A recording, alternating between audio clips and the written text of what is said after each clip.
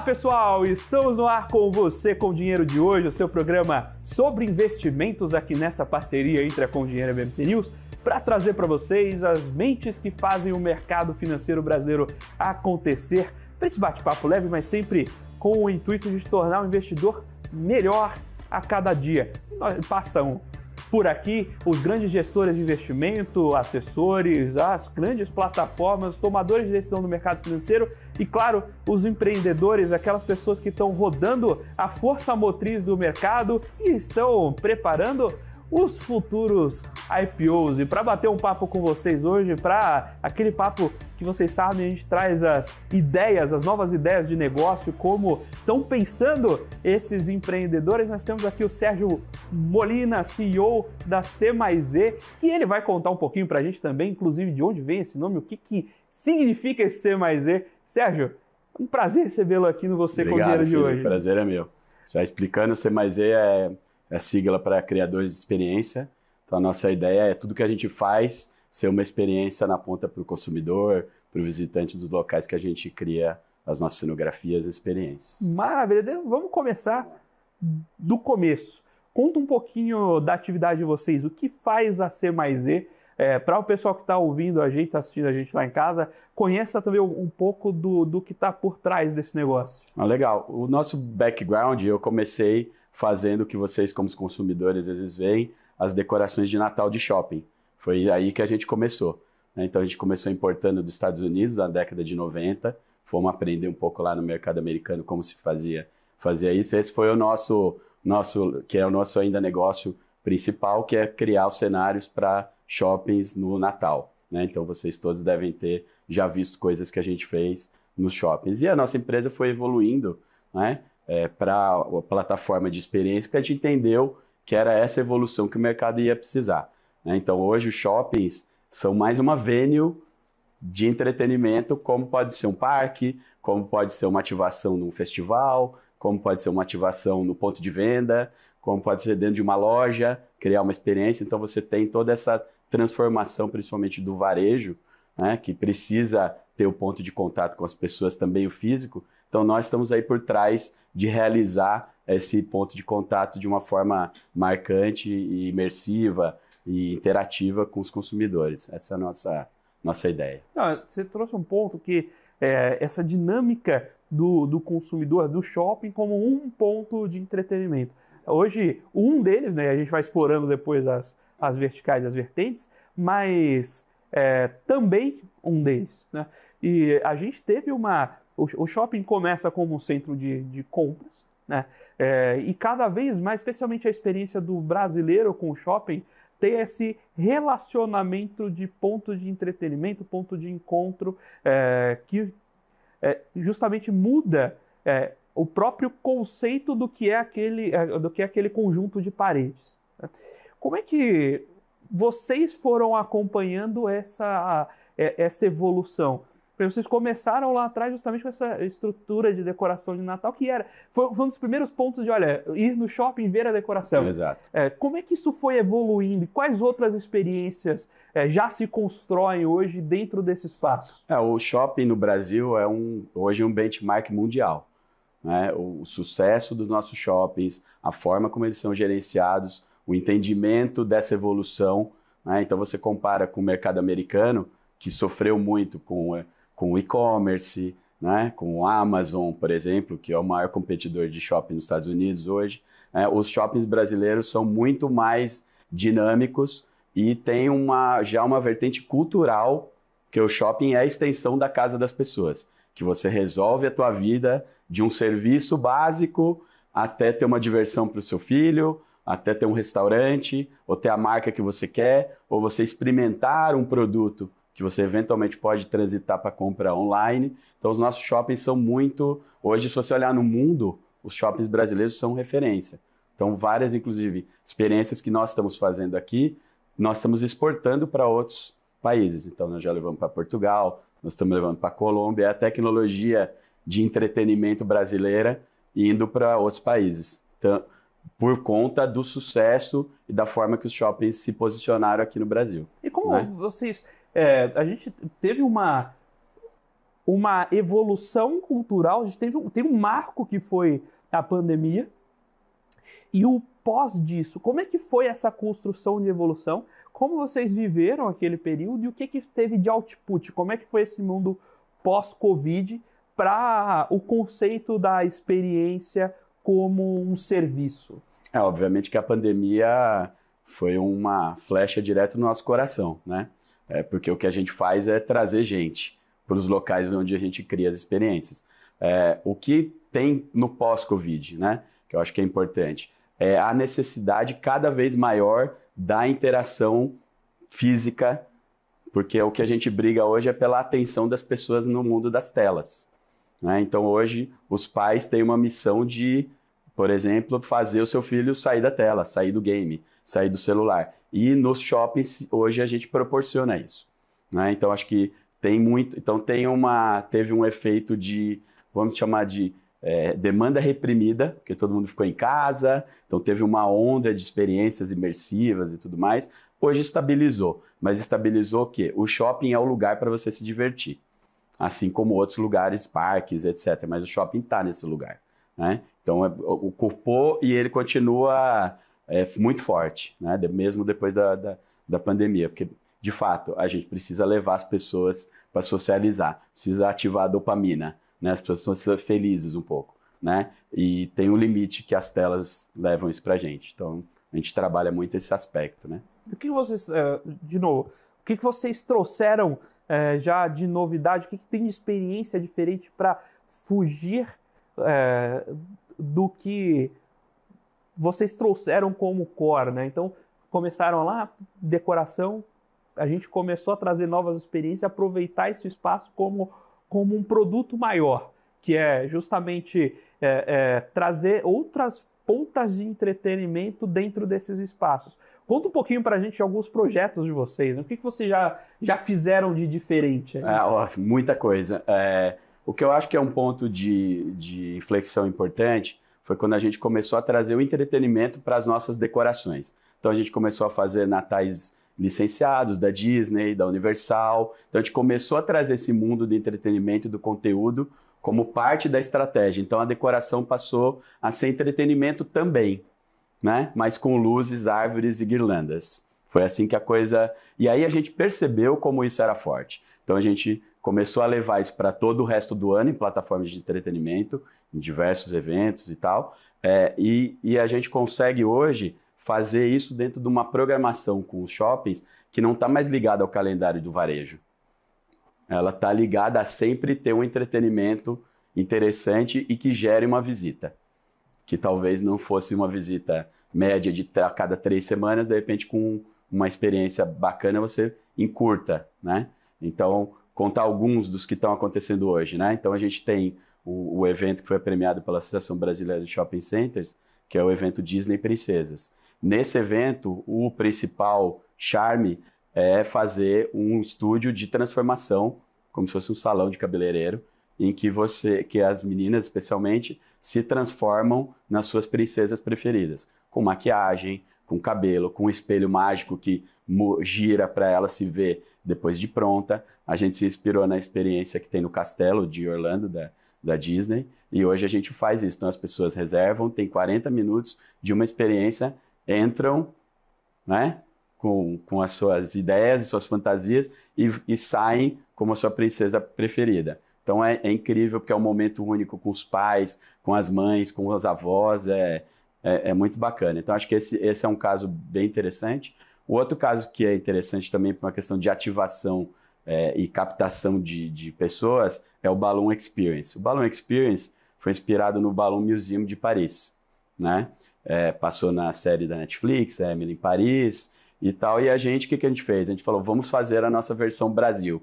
Então a gente criou um big box de 150 metros quadrados, né, em que é uma piscina de bolinhas 4.0, com cores, com mudança de cor, com trilha sonora. Então esse evento, por exemplo, esteve no Shopping Center Norte agora em agosto do ano passado, em 30 dias, 68 mil pessoas visitaram, né? Então assim, na primeira semana já não tinha vaga até o final.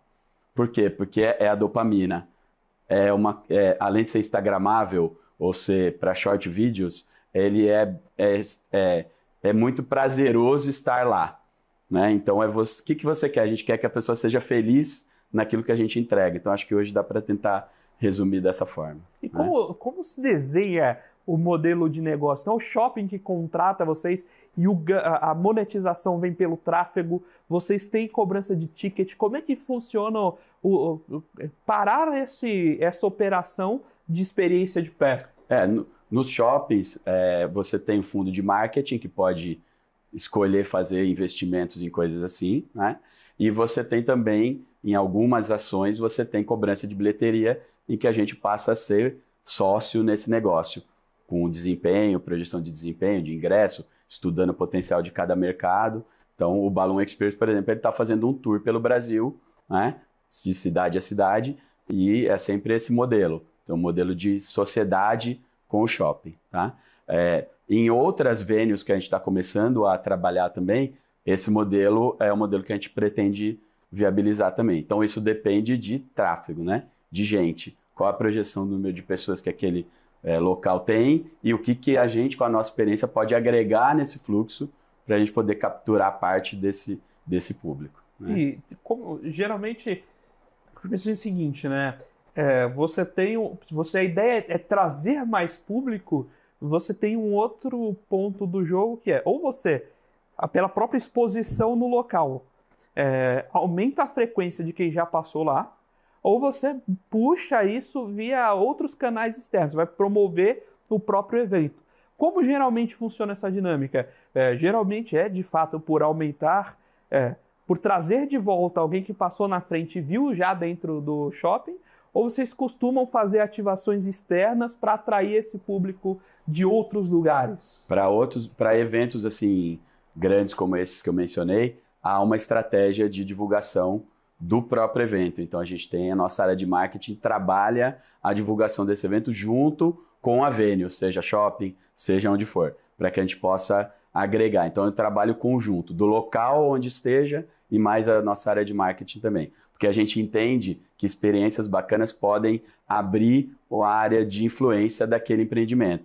Então, aquele público que está frequentando na sua área primária, se você tiver lá uma experiência bacana, você vai atingir o cara dessa área secundária, que não frequenta tanto aquele local. Então, a gente mexer esse ponteiro faz muita diferença. Lembrando que quando você ativa, você vai vender mais estacionamento, você vai vender mais hambúrguer, pipoca, compra por impulso, né? Em uma loja, enfim, tudo isso também gera, né? Então, é importante que você tenha essa... Então, por isso que também tem um pouco do posicionamento do shopping ou do local, de realmente ter experiências bacanas, porque isso acaba tendo um impacto no empreendimento bastante interessante, né? E da operação, né? Aí olhando um pouco para receita, para o cliente está sendo atendido, mas do fornecimento. Muito do que você cria numa experiência dessa é super customizado, né? Então, poxa, se você vai montar uma réplica do castelo da Disney, você não acha um fornecedor que venda castelos da Disney. Como é que funciona isso? Vocês têm que fabricar, vocês têm parceiros para elaborar isso? Como vocês operacionalizam criar uma experiência dessa, dado que é algo tão particular? Você pegou num ponto também de inflexão da nossa história aí. Porque quando a gente começou a ter algum crescimento, eu fui obrigado a verticalizar a operação. Então, hoje a gente tem um galpão de 15 mil metros quadrados em que a gente fabrica 90% do que a gente entrega. Né? Então, a gente tem dentro da nossa estrutura de gráfica, a CNC, para cortar materiais, tudo que você possa imaginar para fabricar praticamente tudo lá dentro. Porque, como você disse muito bem, é customizado.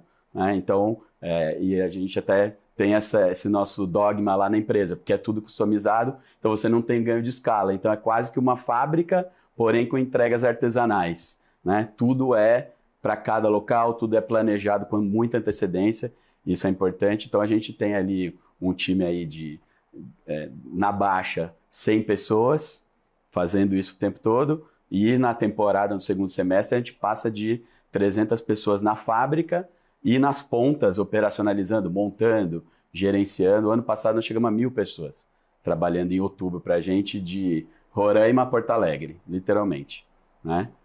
E o que você vai rompendo dessas... porque agora a gente tem visto um movimento especialmente aqui em São Paulo, tem virado um polo de grandes festivais, em que esse conceito da experiência mais ampla tem ficado muito em voga.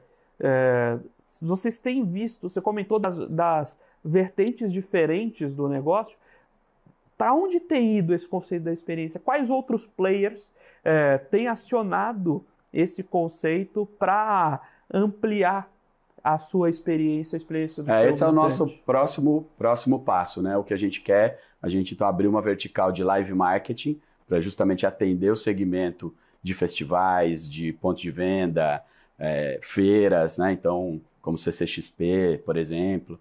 Então, a gente está trabalhando isso porque a gente entende que essas coisas, o que a gente faz, conversa absolutamente com esse segmento. Então, a nossa área de live marketing, que a gente fundou agora em janeiro, está justamente trabalhando, porque a gente entende que a conexão é completa, né? Então, eu nem mencionei, mas nós temos uma área de tecnologia dentro da empresa. Robótica. Eu quero fazer o personagem da marca tal, a gente consegue fazer, né? Então, a gente tem lá uma expertise que para o live marketing, para as ativações de marca nos festivais, por exemplo, como você mencionou, a gente entende como a nossa próxima evolução. Aquela história, o empreendedor está sempre descontente com o que está fazendo e está sempre querendo mais. Então, a gente está nesse ponto mesmo, né? O empreendedor tem um negócio que isso eu nunca falei aqui no ar, porque nunca tive oportunidade, poderia ser mal interpretado, mas acho que você tocou num ponto que ilustra bem isso. O empreendedor enjoa rápido. É verdade. Então você sempre quer pensar, quer fazer um negócio diferente, qual que é o próximo negócio, qual que é o próximo problema que tem para resolver. É bem isso mesmo, a gente enjoa rápido, depois que você vê alguma coisa já ficar de pé, você já está pensando na próxima, né? A ansiedade, né? Tá aí a indústria dos ansiolíticos para comprovar, né? Então, realmente é isso, a gente tem esse incômodo, né, o tempo todo tentando fazer novas coisas, porque no fundo você quer realizar, né? Então, uma coisa que é interessante, que a gente estava falando, a gente entende que vai ter uma demanda muito grande para os nossos materiais, para os nossos projetos, por conta do mundo estar extremamente digital. Então, há que se ter esse contraponto. Quando tem esse contraponto, essa demanda a gente entende que vai cair para a gente também nessa área de live marketing. Porque a gente está mostrando nos shoppings que ativar a dopamina faz muito sentido, né? Então, mas é isso, é insatisfação completa, né? Tá sempre sendo chamado de louco pelos teus colaboradores, mais uma que você vai inventar? É isso aí, né? E se der errado, você parte para a próxima, né? E vamos embora. Sim, você comentou sobre esse contraponto da digitalização, né? Eu acho que o capitalismo tem uma capacidade singular de se reinventar e inventar um negócio maravilhoso que você produz satisfação do sujeito sentado no sofá, né? Quando você Exatamente. vende eletrônico, né? Exato. E aí você cria sem mais recursos naturais. Você tem demanda de recursos naturais que é energia, mas essencialmente com os mesmos recursos você atinge um monte de gente. Tudo na vida, nos negócios, são ciclos, né? Então, acho que o empreendedor tem que estar muito ligado nessa curva, tentar antecipar essa curva para poder se posicionar bem para quando acontecer, você está pronto para surfar naquela onda e perceber também quando essa onda for passar. Esgota, e aí você traz esse ponto que é a experiência real, o contato. Tem esse ponto de estímulo multissensorial também, sabe? Quando você está assistindo uma hora... Eu me desgasto muito rápido vendo TV, por exemplo, porque rapidamente eu preciso fazer alguma coisa, dá um tapa. Quando você está lendo um livro, às vezes você abre o livro, fecha o livro, deixa lá, ler o livro em formato digital, por exemplo, para mim é impossível. Eu não vou conseguir ficar mais do que alguns minutos. Eu preciso ter algum outro tipo de de estímulo. E vocês capturam um pouco disso também? Como é que o que se você naturalmente puder contar, Claro. né, um pouco dos segredos de como vocês constroem a experiência para motivar esses pontos que eventualmente absorvem essa mudança de ciclo. Então, quem já está saturado lá de viver só na plataforma digital, o que ele está procurando e como vocês fecham esse gap? Na verdade, com essa visão que a gente, né, tem de que as pessoas, especialmente as crianças e os jovens, são crianças ainda, apesar da tela, gostam de se divertir, tem que queimar energia, isso não vai mudar. Né? Então, quando a gente constrói a experiência, nós estamos pensando no target e nós estamos pensando em quais os fatores sensoriais, como você falou, que vão trazer esse estímulo físico, realmente, do tato, da experiência. E aí pode ser tudo, do cheiro a um simulador, a uma coisa que mexe, um piso que sobe, que desce, milhares de coisas. A varinha mágica, por exemplo, que você aciona alguma cenografia a partir do seu controle, você está pilotando, você está mexendo naquilo que está acontecendo. Então, tentando responder sua pergunta, quando a gente desenha, a gente procura colocar todos esses ingredientes para entender, putz, isso aqui é absolutamente impossível de se reproduzir fora desse local. Não é impossível, não dá para fazer num VR que resolva isso, né?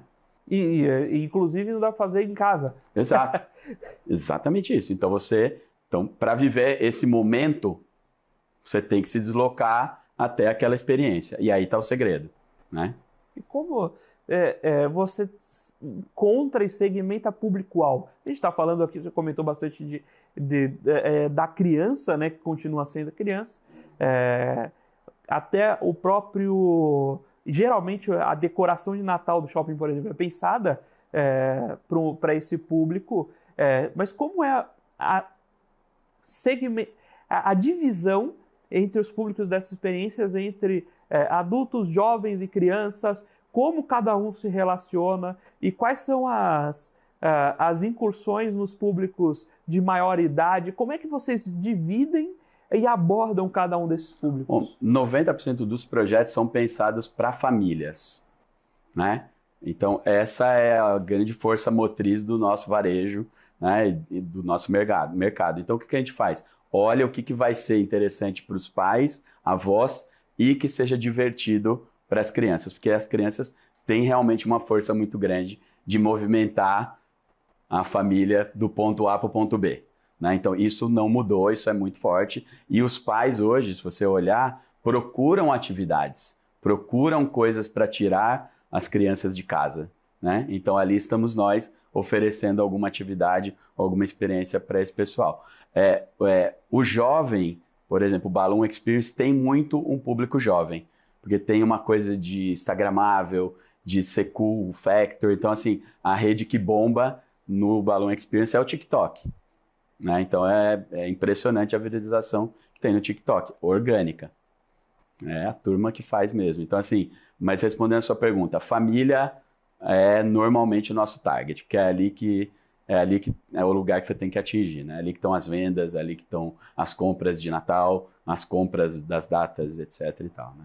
E você comentou sobre justamente a relação com as redes sociais, você tinha comentado também de ter uma própria área de marketing que promove esses eventos. E como essa ponte entre o orgânico e o ativo, né, na promoção dos eventos, como é que vocês administram, fazem a gestão disso? Porque eu imagino, justamente até pelas características visuais desses projetos, tem um potencial de estímulo... como posso dizer, de estímulo quase que orgânico mesmo, para essas redes sociais como conteúdo para os criadores, e como vocês aproveitam dessas ondas para ir beber no mundo digital, gente para viver a experiência do mundo real. Você sabe que captar a atenção nas redes sociais e nas mídias digitais hoje é o grande desafio de todo mundo. Então, o que a gente faz é tentar ter uma estratégia segmentada, né, com influencers que estão de acordo com aquele perfil daquela experiência. A gente trabalha muito, mas o que a gente quer de fato é que seja orgânico.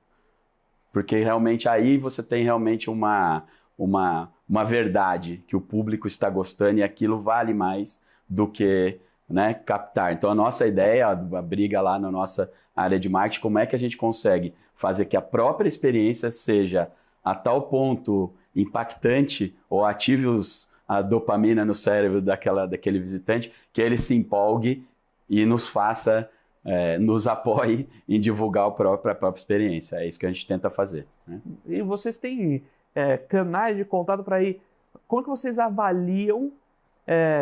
Quais são as métricas que vocês conseguem desenvolver e criar para avaliar o impacto de cada experiência com os consumidores? Você tem alguns locais para verificar isso. Você tem, por exemplo, no shopping, do desempenho do estacionamento, por exemplo, que você mapeia, o foot traffic, né, o número de pessoas naquele dia versus o benchmark daquele mesmo dia no passado. Então você tem isso. Você tem em atrações, tem bilheteria, o desempenho financeiro, obviamente, o que está vendendo versus o seu BP, né, e como é que você gerencia isso. Então, acho que são esses 3 fatores. E você pode também no shopping avaliar a venda do empreendimento como um todo e especialmente de varejistas que estão conectados àquele segmento. Então, se é uma coisa infantil, você vai depois olhar se o varejo infantil subiu um pouco a régua, vendeu aquele produto daquela marca que a gente está expondo na nossa experiência. E normalmente acontece. Então, são mais ou menos essas variáveis aí. Agora, obviamente que na hora de você criar e você entregar essa experiência, tem um tanto da alquimia da experiência, de pensar alguma coisa que seja importante para que aquele local que receba a experiência também agregue no seu relacionamento com aquele consumidor. E isso é mais difícil de mensurar, né? Então essa é uma briga mais inglória para a gente de provar que é importante, não só no business, mas no teu relacionamento. Uma coisa que eu sempre comparo o mercado de shoppings americanos teve uma consolidação muito grande nos anos 2000. Então você tinha 2, 3 grandes empreendedores lá que ficaram donos de 60% do mercado que interessava. O que aconteceu? Comoditizou a experiência. Então você ia no shopping A, no B e no C, tinha a mesma Gap, a mesma Banana Republic, né? Então assim, acabou não tendo diferencial entre a experiência. Então isso acabou matando também a galinha dos ovos de ouro, que cada shopping tem o seu público, a sua identidade, e as experiências também têm que fazer parte disso. Como tem um bom restaurante, por exemplo. Você vai posicionar o teu shopping, né, ou o teu local com um restaurante, ou com uma lanchonete, ou com uma loja que seja a referência. Então o entretenimento também entra nesse mix, né? Então acho que é mais ou menos isso. Estamos batendo esse papo com o Sérgio Molina, CEO da C+E, sobre o mercado de experiências, como ele tem navegado nos últimos anos e, naturalmente, falar um pouco sobre expectativas, sobre o que é esse mundo e como aproveitá-lo, sempre com a abordagem aqui do programa de trazer esses empreendedores para falarem um pouco suas visões, as suas leituras e promoverem aquelas perguntas para que você, investidor, pense um pouco melhor também a sua carteira de investimentos. Agora nós vamos para um breve intervalo e daqui a pouquinho a gente volta com o segundo bloco do Você com Dinheiro de hoje.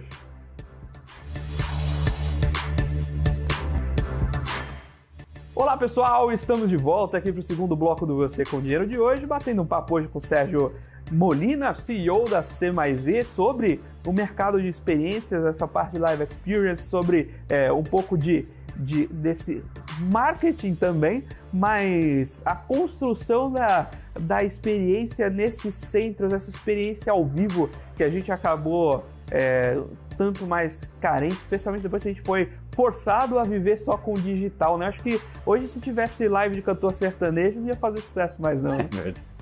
Acho que já foi. A gente precisa desse contato humano, especialmente em países como o nosso, a gente tem essa tradição.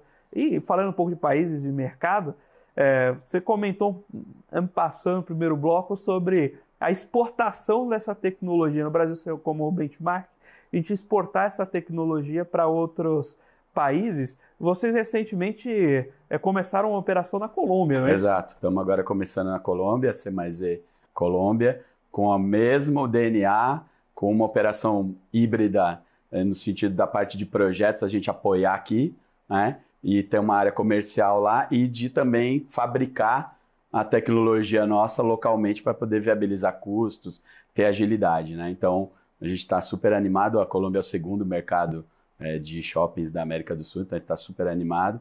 E o Balloon Experience, como eu falei também, a gente licenciou para o Peru, então vai estar em breve em Lima. E ano passado teve em Portugal também, né? No shopping em Portugal, e foi um sucesso incrível, né? Então, até é aquela história da realização, né? Para a gente é muito bacana a gente ver a evolução daquilo que a gente faz hoje no Brasil. A gente critica muito o nosso país, né? A gente é muito crítico em relação a gente mesmo, né? E eu acho que o Brasil hoje é visto como referência nesse mercado de experiências. Eu não tenho dúvida em dizer isso. E quando você, por exemplo, essa operação na Colômbia, você comentou sobre produzir localmente. Aí você vai ter que montar mais 15 mil metros quadrados de fábrica lá. Como é que vai ser essa relação para exportar isso? Na verdade, assim, o que você tem hoje, o mundo está muito comoditizado. É muito fácil você reproduzir coisas, né? Então, não faz muito sentido você exportar coisas que são muito volume, muito grandes para exportar, isso gera um custo operacional muito alto. Então, várias experiências são reproduzíveis. Então, em Portugal, por exemplo, eles fabricaram 90% das coisas lá. O que nós fizemos foi até a parte tecnológica, de como mudava de cor, a trilha sonora, e isso é transferível digitalmente. Então, realmente, você tira um pouco da dificuldade do mundo físico. E toda a parte de técnica, a gente manda daqui. Olha, tem que ser esse material, a estrutura metálica é essa aqui, tem que ser construída e você consegue monitorar. Essa é a nossa ideia, né? Para não precisar tanto verticalizar como você falou aí. Tem que ter o Sérgio lá montando outra fábrica, mais 100 funcionários chamando ele de louco, né? Não, tá bom. Os daqui não, tá bom, já tá suficiente. E como você comentou, né, de a Colômbia ser esse segundo maior mercado em shopping center na América do Sul, do Sul. Como é que essa divisão de mercados no mundo, por que a gente tem essa operação forte aqui no Brasil? Como é que são as características dos públicos em cada uma dessas regiões? Olha, você tem, como eu falei, os Estados Unidos, que foi o fundador dessa indústria de shopping center lá nos anos 60. Então, hoje você tem uma indústria de shopping center que encolheu nos Estados Unidos, de fato, onde só os melhores, literalmente, estão sobrevivendo, né? Você tem o México, que é muito cópia dos Estados Unidos em relação ao modelo, e depois você tem o Brasil absolutamente destacado na quantidade, o país ser continental, mas principalmente na potência dos empreendimentos, né? Que eu acho que no fundo é o que interessa. Aí você tem uma similaridade com a Ásia. Então os mercados asiáticos, Tailândia, Malásia, são muito fortes porque têm similaridades com o Brasil. Então, por exemplo, aqui no Brasil nós temos poucas áreas culturais. Então você tem quantos espaços de museu você tem em São Paulo? Imagine o Brasil inteiro. Então o shopping também preenche esse vazio. Na Ásia igualmente. Na Europa já tem uma outra característica. Os shoppings entraram depois na Europa. Na Europa tem ainda a cultura de comprar nas ruas famosas, na Champs-Élysées, na Oxford Street. Cada cidade tem isso, né? Então inclusive nós temos aqui uma das nossas verticais, é a Blacher Brasil, que é uma sociedade que a gente tem com uma empresa francesa. Então tudo que a gente faz de iluminação de Natal é a nossa unidade Blacher Brasil que faz. Por quê? Porque a gente trouxe também um pouco desse mood europeu de luz e tudo mais, que a cultura é de ruas. Então os shoppings, eles estão nos subúrbios, né, das grandes cidades, um pouco como era nos Estados Unidos lá nas décadas anteriores, mas o shopping ele tem outra característica lá. Então vou exagerar um pouco, mas posso dizer que não tem a mesma relevância social, econômica que tem aqui no Brasil, né? Então, tentando dar um panorama aí global, acho que é mais ou menos isso. Tem o momento da urbanização e o processo de urbanização. Então, você comentou de museu. Não só, a gente tem poucos museus, com uma expressão, um alcance um tanto limitado, e aí são museus que ficam nas regiões centrais de grandes cidades, e eventualmente você não vai por questões de segurança. E aí as regiões onde se diz, por exemplo, São Paulo, é engraçado pensar isso, mas São Paulo há 50 anos era uma cidade minúscula. São Paulo começou a se desenvolver a partir da década de 70. Então, os centros culturais se desenvolveram naquela São Paulo. Poxa, o MASP fica ali na Paulista Central. Aí o Centro Cultural do Banco do Brasil fica lá no centro. Aí o que mais puxa para cá é o prédio da Bienal que fica no Ibirapuera. Tá? Mas ele não acompanhou o desenvolvimento das áreas, a expansão da cidade. Né? Então, quando a gente foi desenvolvendo, abrindo os bancos vindo para Faria Lima, né? Tá comentando essa expansão para alguns pontos sul, oeste e leste da cidade. Aí, de novo, os shoppings, né, com a ideia de empreendedorismo, o shopping mais rapidamente vai se desenvolvendo em cada região. E aí, o shopping cresceu junto com a cidade. A mentalidade do shopping cresceu junto com a cidade. A mentalidade dos centros culturais ainda ficou amarrado naquele centro antigo e, consequentemente, você tem os ônus dessas grandes metrópoles. Esse bonde já passou, porque a cidade está totalmente, as grandes cidades urbanizadas, né, os espaços custam caríssimo, então o poder público não consegue mais viabilizar, ou se viabiliza é muito difícil, né, economicamente, para ter esse tipo de espaço, que na Europa são séculos, né, é outra vivência. Então, tem oportunidade para os shoppings e tem para as empresas também. Né? Então, a gente tem aqui um público bastante de mercado financeiro, né, que assiste aqui o teu programa. Então, eu estava comentando com você, a gente fez em 2022 um Natal absolutamente incrível no BTG, na Faria Lima. Né? Então, assim, trouxe um ponto de contato, de experiência para um banco que normalmente você não associaria a esse tipo de experiência. Então, acho que é até interessante para a nossa audiência que está aqui pensar um pouquinho isso, falar, você pode usar essas ferramentas para se aproximar do teu público e para conquistar novos consumidores, clientes para os seus bancos e tal. Acho que isso é importante pensar também. Você acaba criando essa memória afetiva. Exato, né? Exato. Ainda mais no Natal com bancos. Né? Exato. Não é uma associação imediata, né, esperada. E justamente você comentou do bom de ter passado. Hoje em dia mesmo, teatros aqui em São Paulo se abrem dentro dos shoppings. Né? Você não abre um teatro os antigos teatros dos Jardins ali, dificilmente você vai buscar uma rua aberta sábado à noite. O custo e tudo para fazer, exatamente, é difícil. Então, aproveitar a sinergia do espaço do shopping acaba sendo... Por isso que eu digo, ele ocupou esse espaço no panorama social também das cidades, para entregar cultura, não é porque você tem a velocidade do setor privado para viabilizar, né? Então, inclusive, algumas cidades têm até leis que incentivam que os próprios shoppings tenham teatros para poder viabilizar essa coisa cultural, né? Ou espaços de exposição. Isso também a gente já fez, por exemplo, no Mise Experience, não sei se você conhece. O Mise Experience é um museu de imersão do Mise, inspirado no Atelier de Lumière de Paris, que teve aquela famosa experiência imersiva do Van Gogh, que depois rodou o mundo inteiro, inclusive o próprio Brasil.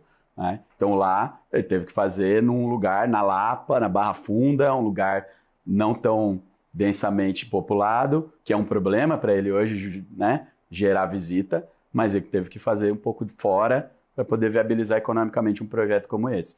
E engraçado, ele concorre como venue com o Parque Vila Lobos, com a Expo, por exemplo, com o Expo Center Norte, com outros lugares que podem receber experiências também. Né? Porque esses espaços também poderiam ser locais de experiência, não apenas de feiras. Né? Aliás, as feiras também são experiências hoje em dia. As feiras também são experiências. Exato. A gente... uma coisa que periodicamente eu conto aqui, né? Esse programa, a gente não ganha nada falar isso, mas a gente fala a verdade, esse programa surgiu numa Exper. na XP Expert. Sim. Foi assim que nós da Com Dinheiro conhecemos aqui o Luiz da BMC News, fundador, que inclusive foge aqui da entrevista. Um dia eu trago ele para contar a história da fundação da emissora também. Mas esses grandes pontos de encontro são experiências também. E lá eles têm desenvolvido um conjunto de experiências pontuais, até simuladores, etc., que é para criar esse tipo de memória. Agora, você comentou sobre cidades estimulando a ida de teatros para os shoppings. A gente comentou bastante sobre como essa experiência é pensada aqui em São Paulo, nos grandes centros. Como isso tem se disseminado no país? Você comentou que tinha gente de Roraima ao sul do país. Como é que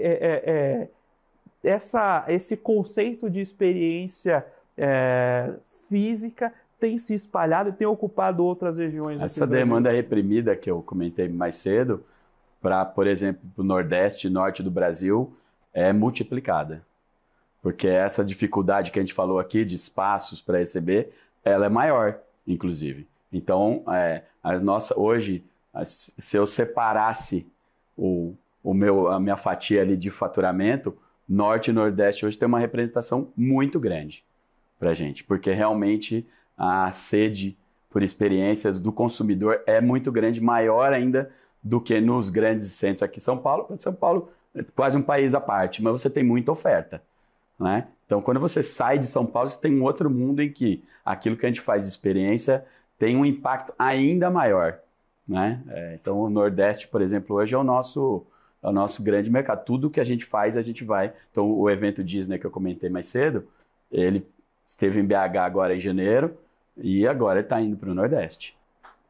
Você pode antecipar já as cidades? Recife e Fortaleza. Mas tem que quando você levar em Salvador, você me avisa. Salvador tá quase. Aí tá não, quase. Aí já vou em loco, eu retorno lá à Bahia para já aproveito a experiência. Tá sendo uma boa desculpa. Né? Sem sombra de dúvidas, sem sombra de dúvidas. E conta um pouco de história, sempre bacana ouvir, né, as histórias desses empreendimentos também. De onde veio a ideia da C+E? Como é que o Sérgio virou o Sérgio da C+E? Empreendedor acidental, né? Como acho que muitos, né? Para ser bem curto, quando na década de 90 o Brasil abriu, na época do Collor, abriu para o mercado, né, brasileiro, para importações e tudo mais, eu era estagiário da agência do meu pai, né? E por acaso, ele tinha alguns clientes shopping e alguém lá falou, poxa, aqui no Brasil eu vejo que nos Estados Unidos fazem decorações incríveis e ninguém sabe fazer isso aqui no Brasil, né? Foi isso. A minha sorte eu era o cara que falava inglês ali, não era a época da internet, né? Então aí a gente foi, né, pesquisar as empresas americanas que faziam esse tipo de negócio para a gente tentar trazer isso para o Brasil, né? Encurtando a história, a gente escolheu uma empresa lá e como só eu falava inglês, né, eu passei a ser o touch point desse pessoal lá. Essa empresa, ela datava da década de 70, a pessoa lá é sócio fundadora da Associação Americana de Shopping Center, a coisa histórica mesmo de empreendedor americano, de self-made man, muito legal. E aí eu, né, fui aprendendo ali, tive um relacionamento espetacular de mentoria com esse fundador que me abraçou e falou, esse moleque aí eu acho que... né, e me ensinou muita coisa e tudo mais. E depois, a partir do ano, essa empresa acabou sendo vendida, ele se aposentou, foi fazer outras coisas, mas como você falou, não se aposentou de verdade, né?